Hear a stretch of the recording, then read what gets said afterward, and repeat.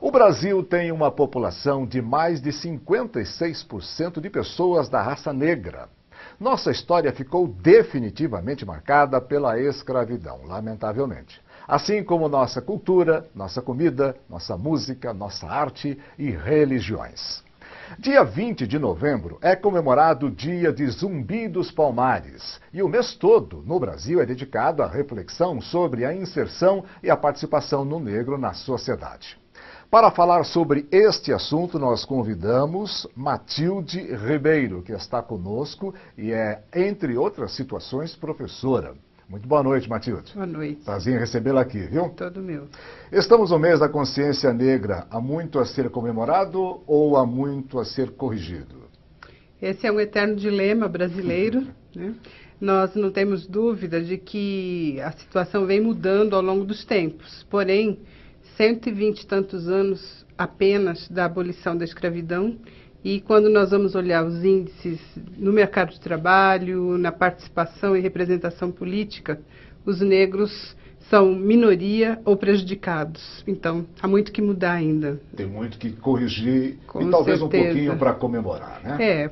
Comemorar é uma situação que nós temos que fazer até para positivar a nossa presença, as suas ações, né, no Brasil. As nossas ações. Mas verdade. A situação precisa mudar para melhor sempre. Em sua opinião, Matilde, o governo tem aplicado corretamente políticas afirmativas em relação aos negros? E essas ações mudam a condição de todos nós negros? As políticas de ações afirmativas no Brasil são muito recentes e ainda causam muitas polêmicas. Por exemplo, as cotas nas universidades.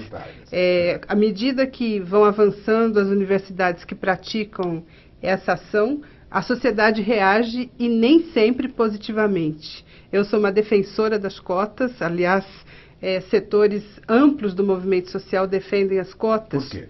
Porque os negros não estão historicamente dentro das universidades, principalmente as públicas. Entendo. Há uma inversão no Brasil. E nem foram preparados para tal. Exato. As pessoas que historicamente estudam em bons colégios vão para as universidades privadas, aliás, as públicas, e os negros vão para as universidades privadas, muitas vezes pagando sem a condição de fazê-lo.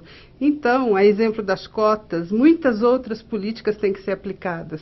E esta situação ainda não aparece de maneira ampla nos índices de pesquisa. Os negros avançam a sua presença a partir dessas políticas, mas as mudanças significativas vão acontecendo ao longo dos tempos. Eu invisto nesta percepção porque as pessoas querem mudanças imediatas. Elas estão acontecendo, mas o resultado demora um tanto. Quero abordar com a senhora um assunto que me parece sempre pertinente. A senhora acredita que tem mudado a compreensão do sentido de preconceito cordial que existe no Brasil em relação a nós negros? O Brasil é muito emblemático. Nós vivemos uma condição de estarmos nos mesmos espaços que os brancos. E seja na cultura, seja na vida política, porém o que nós precisamos ver é a sutileza dessa presença. Lá no Congresso Nacional são 513 postos de deputados federais e os negros são menos de 50 nesse espaço. Então, tem a presença, mas ela não é volumosa, ela precisa se ampliar cada vez mais. A propósito, os negros participam efetivamente dos movimentos sociais? Participam, de todos eles, né, desde a época da ditadura militar, por exemplo, mas também se organizam em movimentos próprios. O movimento negro significa uma presença crítica na sociedade e uma alavanca para que todos os movimentos sociais debatam o tema e isso faça parte do nosso cotidiano, a reflexão sobre a discriminação e os efeitos dela. Eu quero a opinião da senhora, porque saiu o mapa da população preta e parda. Por sinal, o meu registro de nascimento é pardo. O meu também. O meu é pardo, estava escrito pardo. Divulgado ontem, aumentou em 7% o número de municípios que têm domicílios com maioria de pretos e pardos. A pesquisa se baseou nos índices do censo de 2010, em que foi incluída a pergunta sobre cor ou raça. Isso é um indicador de que as pessoas estão se reconhecendo como da raça negra? Porque eu me entendo como negro, mesmo tendo lá a minha qualificação de cor como parda. Mas eu me percebo como negro, me entendo como negro. Depois desse censo, as pessoas da raça negra se colocam mais dentro dela do que antigamente ou não? Esse debate, a partir dos institutos de pesquisa, ele vem de umas 2, 3 décadas para cá. O IBGE soma negros e pardos, aliás, pretos e pardos, o que dá negro.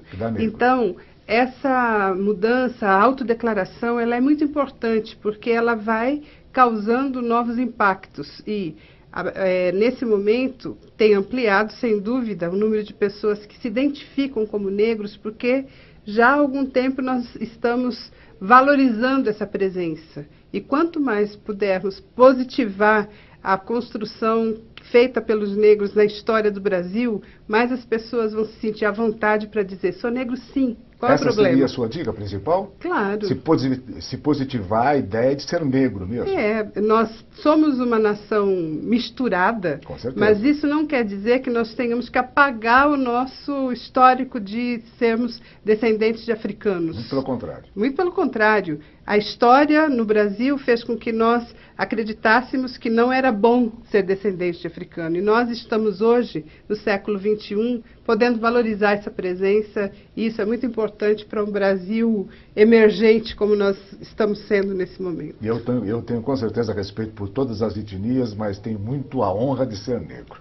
Muito obrigado pela gentileza da sua presença, viu, Matilde? E parabéns pela sua atitude e de todos que estão se envolvendo nesse tipo de movimento para que haja igualdade racial, social, inclusão. O 20 de novembro é uma data muito importante, que o Brasil tem que se apropriar dela, o dia de Zumbi dos Palmares. Já nos apropriamos. Muito boa noite para a senhora, viu? Obrigada. Muito obrigado.